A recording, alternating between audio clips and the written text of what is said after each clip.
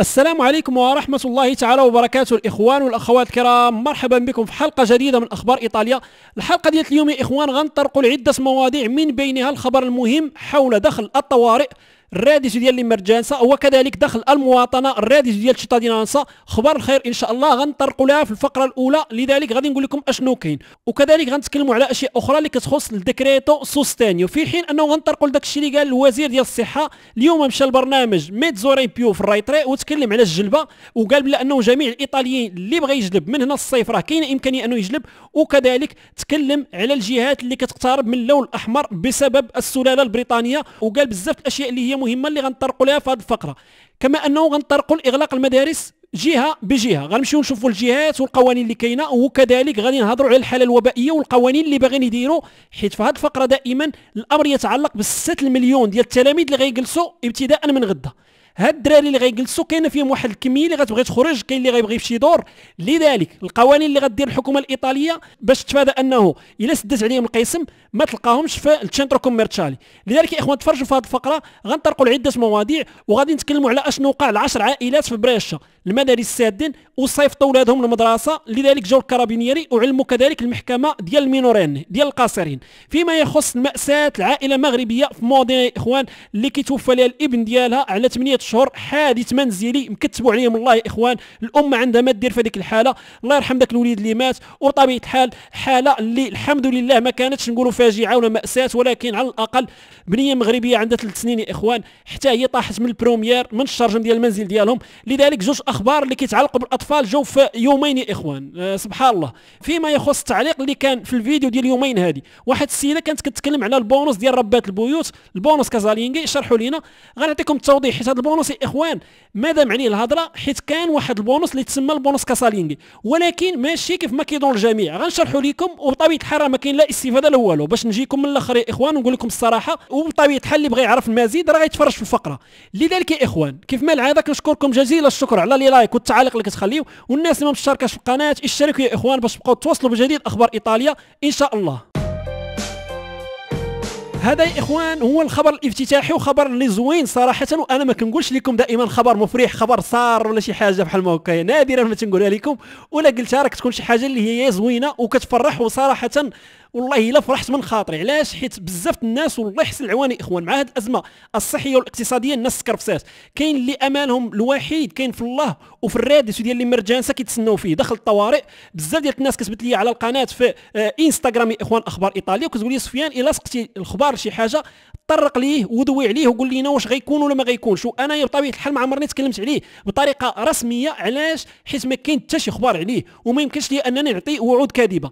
لذلك اليوم راه خرجت اخبار غير في الساعات القليله الماضيه، يعني اخبار بقى جديده يا اخوان، مصادر من وزاره الاقتصاد كتكلم مع ريبوبليكا وكتقول لها بلا انه غادي يحطوا في الديكريتو ديال سوستينيو مرسوم الاعانات اللي فيه 32 مليار يا اخوان، قيمه ماليه كبيره.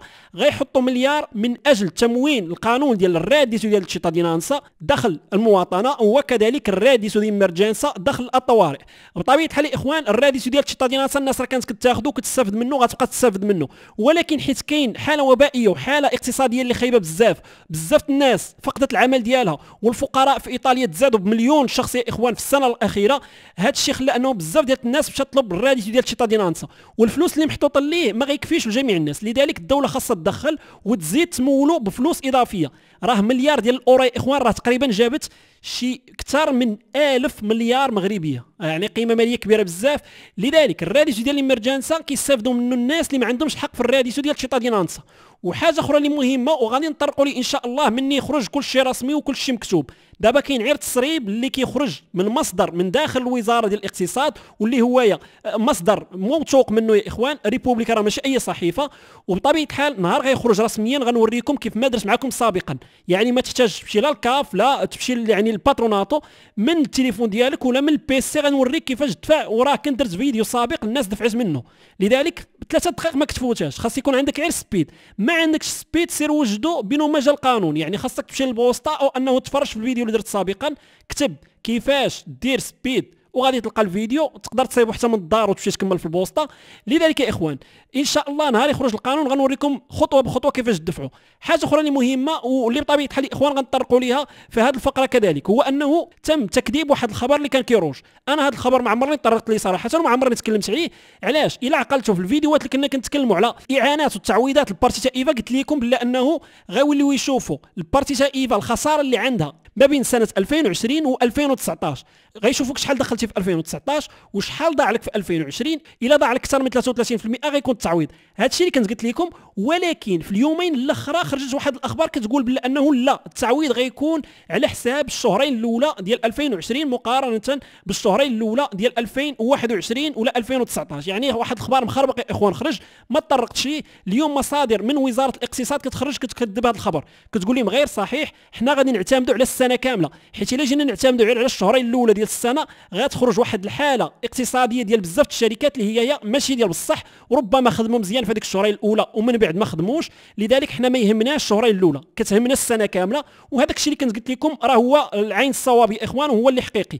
الاخبار اللي راجت في هذه اليومين الاخرى واللي تم التكذيب ديالها انا اصلا ما تطرقتش لها. لذلك الحمد لله من الراديس ديال ليمرجانسا غيرجع، وبطبيعه الحال واش شهرين ولا شهر ولا 3 اشهر ولا اكثر الله اعلم يا اخوان. حنا غادي نشوفوا. بطبيعه الحال غتكون تساؤلات بحال مثلا واش انا اللي ديجا استفدت منه واش خاصني نعاود ندير الطلب، واش خاصني ندخل ندير الاوكي ولا شي حاجه هكا، ولا نعاود الطلب من جديد. لذلك يا اخوان الحدود الساعه راه حتى شي حاجه ما جات مكتوبه، وانا ما كنتكلم غير في الرسمي. لذلك ما نقدر نقول لكم والو. نتسناو حتى يخرج القرار رسميا وغادي نطرقوا ليه ان شاء الله ونشرحوه ونقول لكم كيفاش تدفعوا. لذلك نتسناو يا اخوان.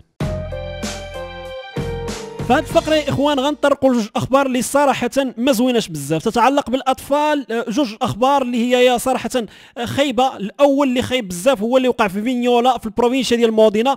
وصراحه هذه الفاجعه اللي واحد العائله مغربيه اللي كان عندهم 3 الوليدات، للاسف الوليد الصغير اللي عنده 8 شهور باقي ما كملش السنه الاولى كان ناعس هو والام ديالو مع ديك الوقيته ديال العصر يا اخوان. وللاسف الولد على حساب التعاود اللي كاين حاليا باقي ما واضحش، والبوليس راه الكارابينير كيديروا التحقيق ديالهم يا اخوان.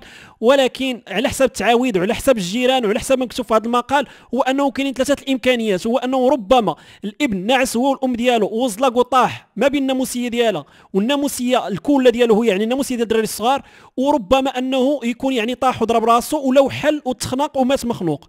لكن على حساب التعاويد ديال الجيران دائما يا اخوان كيقولوا بلا انه الام قالت بالعربيه بلا انه راه مات ليا ما بين يديا. لذلك الحدود الساعه راه البوليس مازال كيحقق، وتعازينا الحاره لهذه العائله يا اخوان.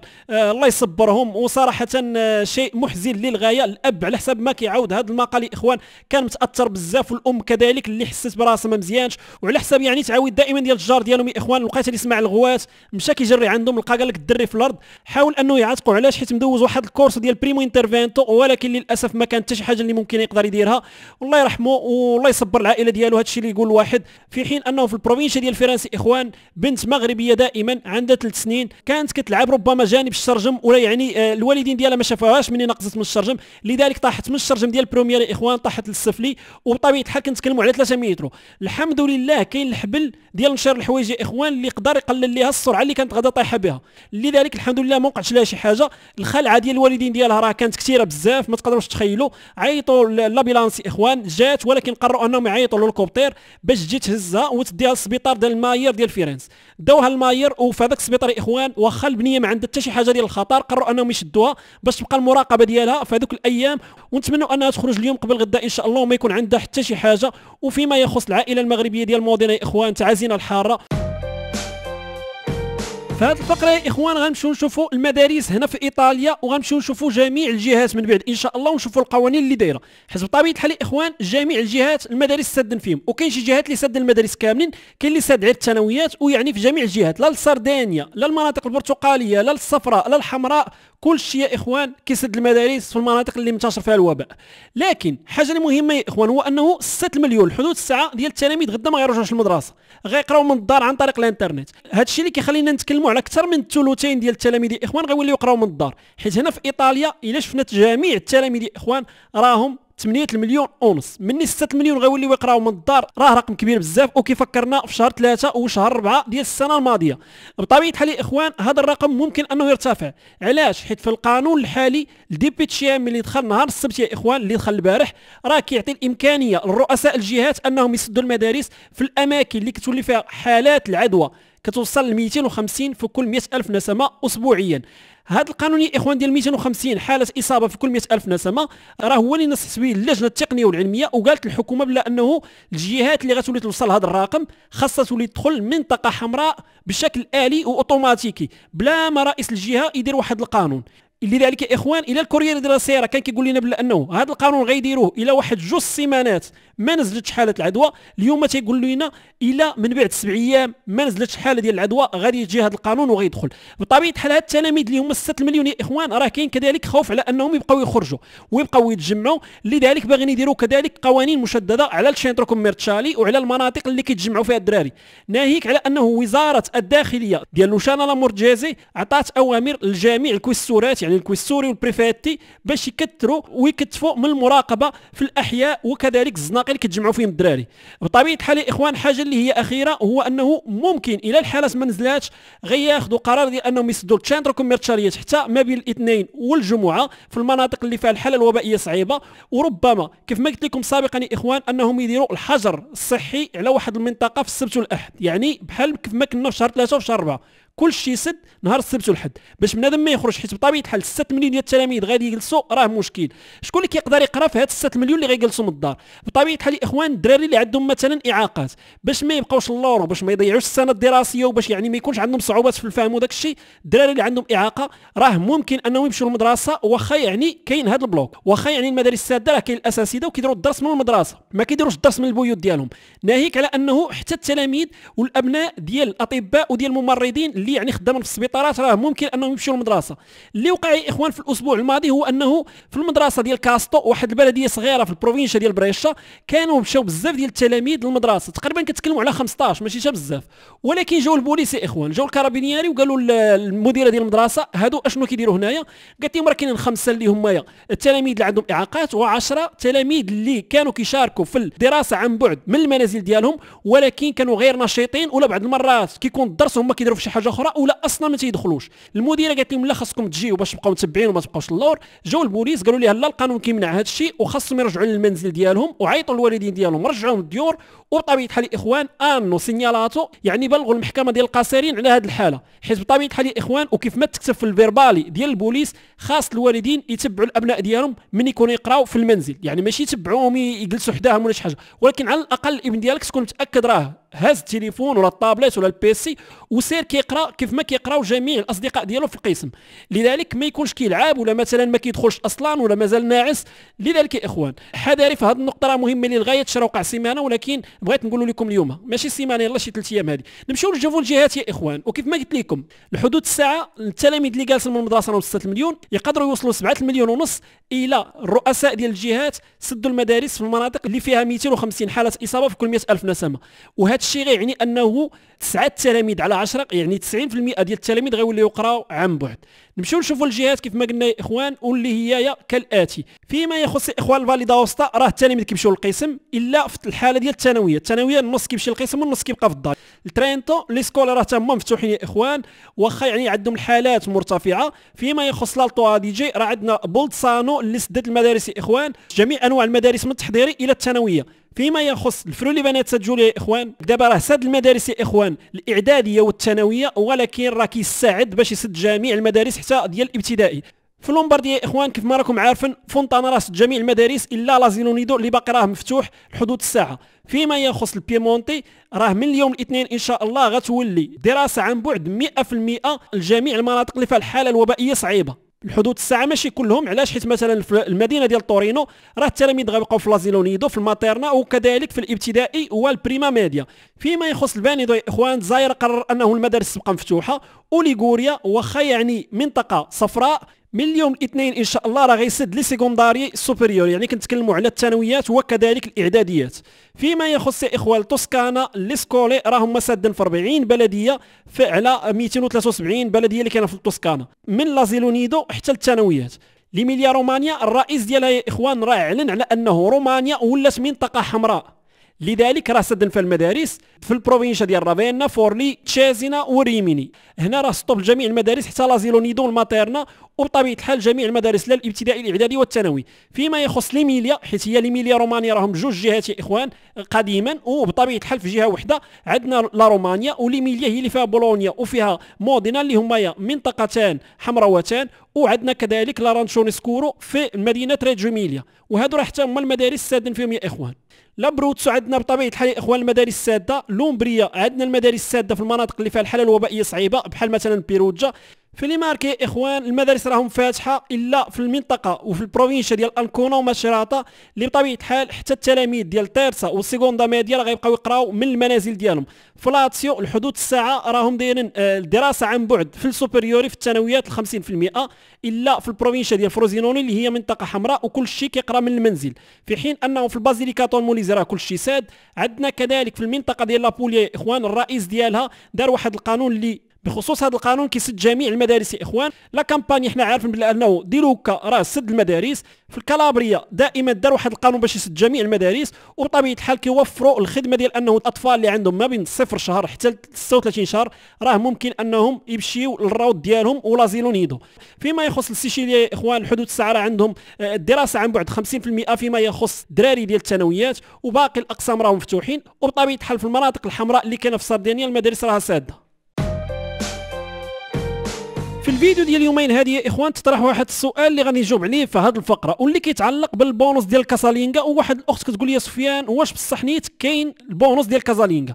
وبطبيعه الحال يا اخوان مزيان التعاليق اللي كتكون بحال موكو، دائما تنقول لكم مرحبا وديروا التعاليق اللي تقدر ترجع بالمنفعه على الناس كاملين ونقدروا نستافدوا منها كاملين. بطبيعه الحال للاسف مؤخرا وليت كنشوف التعاليق، مثلا الا مشيتوا شفتوا الفيديو ديال البارح جميع التعاليق تقريبا غير اشهارات وجمل اللي بعيده كل البعد على المضمون ديال الفيديو. بطبيعه الحال انا ما عندي حتى شي مانع يا اخوان وما عندي حتى شي مشكل، ومرحبا اللي بغى يدير الاشهار واللي بغى يدير تعاليق واللي بغى يعبر على الراي ديالو كيف ما كان النوع ديالو مرحبا ما عندي حتى شي مشكل. ولكن كنفضل انه يطلعوا التعاليق اللي هما اسئله اللي تقدر ترجع بالمنفعه على جميع الجاليه المغربيه والعربيه.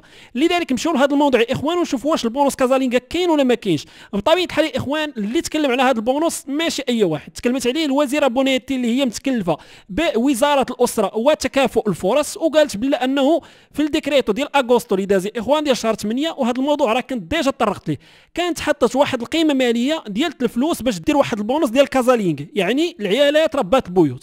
لذلك يا اخوان هذاك البونص ناض عليه صداع بزاف. علاش؟ حيت بطبيعه الحال يا اخوان هي ما كانتش حطت بزاف ديال الفلوس فهذاك القانون اللي كان دار واللي كان مازال خاصو يتنشر في الجريده الرسميه. ما عرفتش واش تنشر ولا لا، ولكن هذا الشيء ما يهمش، نمشيو نشوفوا المضمون. حيت هي حطت ليه 3 المليون ديال الاورو. 3 المليون ديال الاورو يا اخوان الا شفنا بلا انه في ايطاليا كاينين 7 المليون ونص ديال لي كاسالينغي ديال ربات البيوت، الا قسمتي 3 المليار على 7 المليون و400 الف مراه غتجيب ليهم 40 سنتازم من الوحده تقريبا، يعني ما جابتش لك حتى قهوه. بطبيعه الحال الصحافه هما اللي داروا هذا البحث يا اخوان وقالوا بلا انه هذيك القيمه الماليه راه قليله بزاف، ما يمكنش انك دير واحد البونص ديال كازالينغا بحال هكايا. قالت لهم هي الوزيره جاوبتهم قالت لهم هو ماشي بونص ولكن واحد المبادره اللي زوينه. حنا بهذيك 3 المليون ديال الاورو اللي هي 3 المليار مغربيه بغيناها تكون غير واحد البارتينس، بغيناها تكون غير واحد الانطلاقه باش نديروا واحد المنصه، وفي هذه المنصات غنوليو نديروا دروس للعيالات اللي باغيين يدخلوا لسوق الشغل. هذا هو الهدف ديالها يا اخوان من هذا البونص اللي كانت دارت، يعني باش هذوك العيالات اللي كانوا خدامات وحبسوا من الخدمه ممكن انهم يديروا واحد الكورسو يديروا فيه التحديد ديال المهارات اللي عندهم ويكسبوا معارف جديده. لذلك ماشي عيب، قانون دارته هي، ولكن اللي عيب هو تسميه البونص ديال كازالينغا اللي كتخلي انه بزاف الناس كتسول عليه. بطبيعه الحال بونيتي اخوان الوزير ديال الاسره في الجواب ديالها قالت لهم حنا عندنا مشكل كبير في الديزوكوباسيوني بالنسبه للمراه.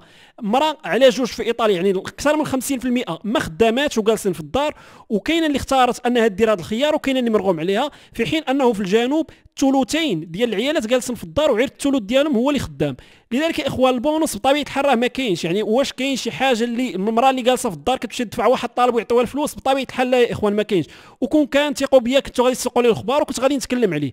انا هذا الموضوع ما كنتكلمش عليه، وهذا راه موضوع قديم بزاف، ما عرفتش شكون يجبدوه يا اخوان، وما عرفتش واش كاين شي خبر كيدور ولا كينتشر ما بين مواقع التواصل الاجتماعي، لا يهم هذا. ولكن المهم انكم تعرفوا اشنا هو يا ورا هذا البونص ديال كازالينغا.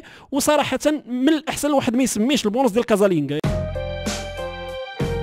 اليوم يا اخوان الوزير ديال الصحه سبيرانسا كان ضيف على البرنامج ميتزورا امبيو في الريطري، وقال بزاف الاشياء اللي هي مهمه واللي كتعلق بالجلبه ديال استرازينيكا. غدا ان شاء الله غتعطى الرخصه باش انه الجلبه ديال استرازينيكا تولي تستعمل وتولي تعطى كذلك للناس اللي عندهم اكثر من 65 سنه، كيف ما كيدير المغرب هذه اكثر من شهر، وكيف ما كيديروا العديد ديال الدول ديال العالم.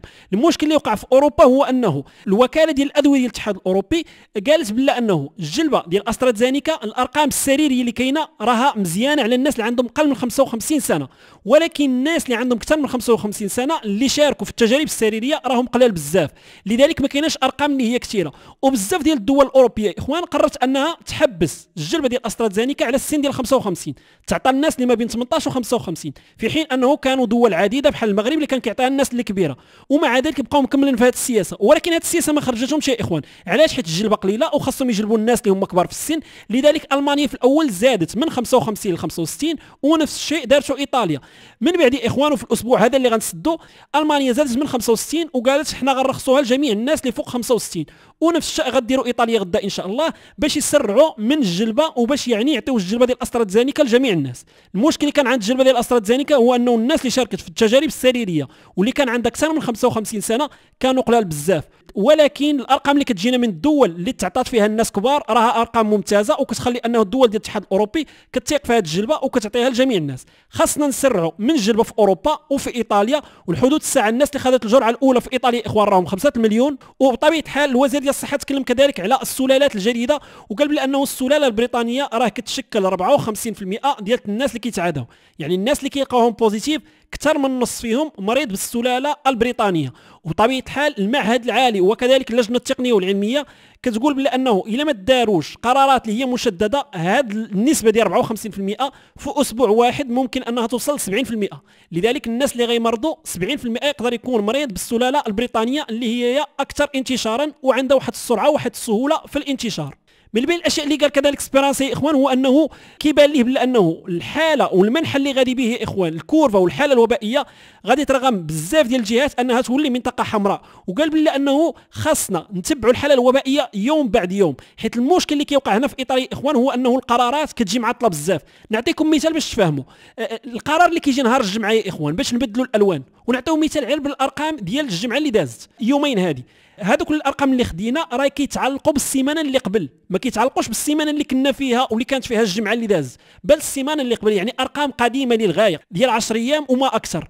لذلك صعيب انك تاخذ واحد القرارات على ارقام اللي هي قديمه، والحاله الوبائيه اللي عندك في هذيك اللحظه راها صعب. لذلك الحكومه الحاليه باغا تغير طريقه باش كتجمع الارقام من عند الجهات باش تولي تجمعهم بسرعه، وهذا من بين المطالب ديال اللجنه التقنيه والعلميه والمعهد العالي ديال الصحه. بغاو على الاقل يوصلوا يوليو ياخذوا الارقام ديال 3 ايام قبل ماشي ديال السيمانه اللي قبل. لذلك يا اخوان راه بحال شي واحد اللي مثلا كيمشي يسد الروبيني ديال الدار ديالو حتى كيغرق ليه المنزل ديالو، يعني ما عندهاش معنى. خصك تسد الروبيني الوقيته اللي كيبان لك وكتسمع الصوت ديال الماء راه مطلوق، ماشي حتى كيفوت الفوت. من بين الاشياء اللي قال يا اخوان هو انه من هنايا البدايه ديال شهر 4 ان شاء الله ايطاليا غيوصلها 50 مليون جرعه ديال الجلبه، اللي هو عدد كافي ان شاء الله. ناهيك على انه من هنا لواحد 4 ايام الوكاله ديال الادويه ديال الاتحاد الاوروبي غادي ترخص الجلبه ديال جونسون اند جونسون، اللي هي واحد الجلبه يا اخوان الوحيده في العالم الحدود الساعه اللي مرخص ليها، اللي كتعطى غير جرعه واحده، يعني ما كدير جوج جرعات وما عندكش يعني دير وحده وترجع من بعد شهر ولا 3 شهور دير الثانيه، غتاخذ غير وحده ووحده كافيه. وغادي يبداو يوصلوا الجلبات الايطاليين من ورا 11 في شهر 3، لذلك ممتاز للغايه. وبطبيعه الحال وزير الصحه قال جميع الايطاليين اللي بغاو يجلبوا من هنا للصيف راه غادي تكون عندهم امكانيه انهم يجلبوا، وبطبيعه الحال راه ماشي ملزم على حتى شي واحد يجلب، ولكن النصيحه ديال جميع الاطباء وديال جميع الناس هو انه اللي يقدر يجلب يجلب. الجلبه الحمد لله راه دارها عدد كافي لا في المغرب لا هنا في ايطاليا، وكلشي الحمد لله بخير، ناهيك على بعض الاعراض الجانبيه اللي هي خفيفه بزاف، مثل ان الواحد كيضرو راسو النهار اللي كيجلب ولا كيضرو دراعو، ولا مثلا كتشدو السخانه مده ديال النهار ولا يومين او ساعات قليله. لذلك ماشي شي حاجه اللي كتخوف الواحد الا قدر يجلب. في حين انه الجلبه ديال سبوتنيك 5 يا اخوان ديال روسيا الجهه ديال لاتسيو راها دارت واحد لورديني ديال 1,000,000 جرعه، يعني الجهه ديال لاتسيو دارت واحد الاتفاق مع سبوتنيك باش تشري من عندهم 1,000,000 جرعه. ولكن يا اخوان هذا الامر ما غاديش يمكن انه يكون الا لكانت الرخصه غادي تعطى من اولا الوكاله ديال الادويه ديال الاتحاد الاوروبي وكذلك الوكاله ديال الادويه ديال ايطاليا.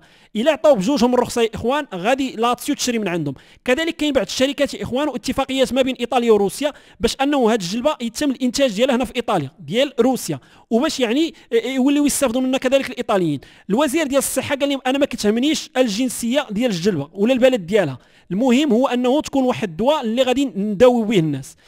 والحاجه الاخيره يا اخوان هو انه الجلبه ديال سبوتنيك 5 راه حاليا الوكاله ديال الادويه ديال الاتحاد الاوروبي خدامه باش تقرا الدوسي ديالهم والاوراق ديالهم باش تعطيهم الرخصه، وكيتكلموا على اقل حاجه واحد 3 شهور باش تعطيهم الرخصه. لذلك حنا باقي دابا كنتسناو. فيما يخص الحالة الوبائية غنطرقوا ليها سريعا. في آخر 24 ساعة كنسجلوا 20765. الناس اللي كتوفى راهم 207، والناس اللي كتشافى 13467. الناس اللي مازال بوزيتيف 472000، أي بزيادة ديال 7000 شخص مقارنة بالأمس. فيما يخص العدد ديال التحاليل راه اليوم ناقص مقارنة بالأمس، اليوم 270000، البارح كانوا 355000. النسبة كتطلع اليوم بنقطة مئوية. اليوم كنلقاو ما بين 7 حتى 8 الناس بوزيتيف في كل 100 تحليلة كنديروا. الانعاش كيتزاد في 34 شخص وكنوصلوا ل 2605، والناس في المستشفيات كيتزادوا ب 443 وكيوصلوا ل 21144. فيما يخص توزيع الحالات حسب الجهات فهو كالاتي: لومبارديا 4300، الفينيتو 1200، الكامبانيا 2500، ليميليا رومانيا 3000، البيمونتي 1600، لاتسيو 1400، توسكانا 1300، سيشيليا 570، بوليا 1100، فريلي فينيسا جوليا 270، ليماركي 850، لابروتسو 550، بولسانو 180، لومبريا 240، ساردينيا 95، الكالابريا 228، ترينتو 275، البازيليكاتا 144، الموليزي 67، والفالي داوستا 7 الحالات. فيما يخص المغرب يا اخوان فهو كالاتي: الناس اللي استافدت من الجرعه الاولى راهم 3,913,000، الناس اللي استافدت من الجرعه الاولى والجرعه الثانيه راهم 578,000، الناس اللي تم تاكيد الاصابه ديالهم في اخر 24 ساعه راهم 250 شخص، الحالات اللي تم الاستبعاد ديالهم 8624، الناس اللي تشافوا 320، والناس اللي توفاو 6 الناس الله يرحمهم. فيما يخص الناس اللي مازال كتلقى العلاج راهم 5300. وتوزيع الحالات حسب الجهات فهو كالاتي: الدار البيضاء 16 145، الرباط سلاقنيط 22، الشرق 20، وباقي الجهات يا اخوان في اقل من 20 حاله. بهذا كنكون وصلنا لاخر الحلقه. تهلاو في ريوسكم والى اللقاء في حلقه قادمه ان شاء الله.